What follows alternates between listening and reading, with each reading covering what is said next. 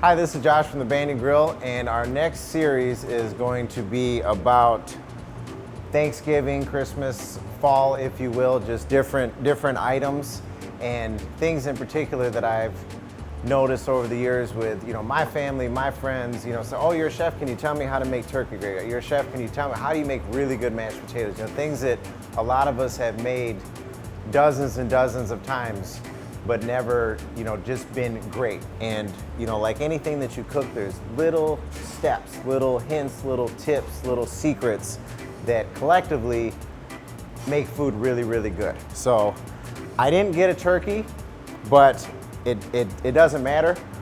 I got a chicken, and one thing when you cook, any roasted bird, so, turkey for this time of year, but if you're gonna roast a chicken, roast a duck, the one thing that always happens a lot when you taste a roasted bird that's very good is there's all that flavor on the outside, but then you get into the inside and there's just not much going on, and that's what the gravy's for, I get it, but every now and then you'll have something and how did that taste great all the way through? What was different? And what makes so much difference is when you brine a bird. So what brine is referring to is a solution that you make and that you're gonna soak whatever the bird is in for whatever period of time. If I'm gonna do a chicken, you can brine a chicken in one night. Turkey, I would say you at least have to do 2, 3's better. The bigger the bird, the longer the brine, obviously because you have more protein and thickness to penetrate. So the basis of a brine is the most basic brine you'll ever have is salt and water. That's it. Now you can go further with that. I like to put a little bit of herbs in mine, peppercorns.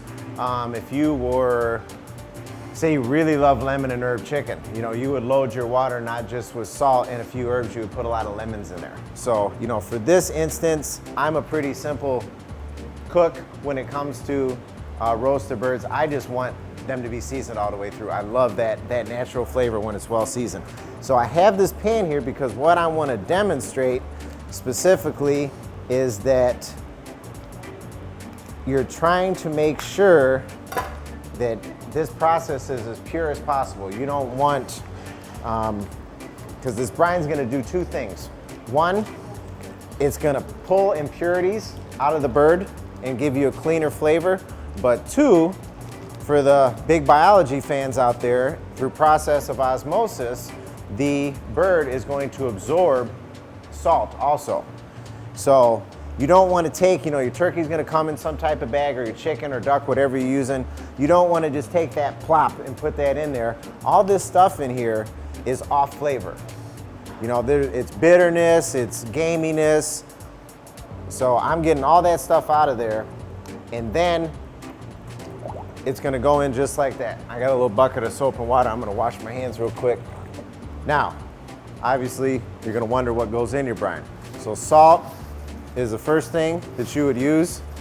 And this is just my way of gauging it, because a lot of instructions and recipes are specific, but when you're cooking at home, things aren't that specific. So I try to give instructions that are for whatever you're gonna do. So when I say, people are gonna say, well, how much salt am I supposed to put in there? The gauge I've always used, we live in Florida, we're by the ocean, everyone's been in the ocean, everyone's got a mouthful of water. If basic water is 0 and the ocean is 10, I'm shooting for 6. That's the best. That's what I tell cooks that I train, that's what I tell friends of mine that ask how to brine.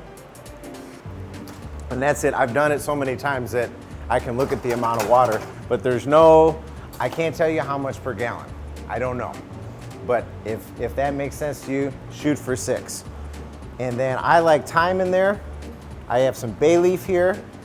I have some peppercorn here. And that's it. That's all that's gonna go on. And then I'm gonna cover it, wrap it up, whatever, just so you don't drop something in it in your fridge, or worse, spill this liquid everywhere. Let it soak, I would say for a whole chicken, at least overnight, no longer than 2 days. For a turkey, I would say at least 2 days, no longer than 3 days.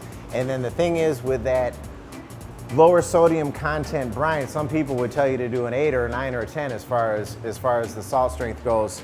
You don't have to rinse it off. You know, when it comes out, put it in a pan, pat it dry, put your oil on, put your seasonings on, and then go from there. And I am mindful that most people's refrigerators don't have, you know, the room for this type of container. Some will, some won't. A turkey is a much bigger bird.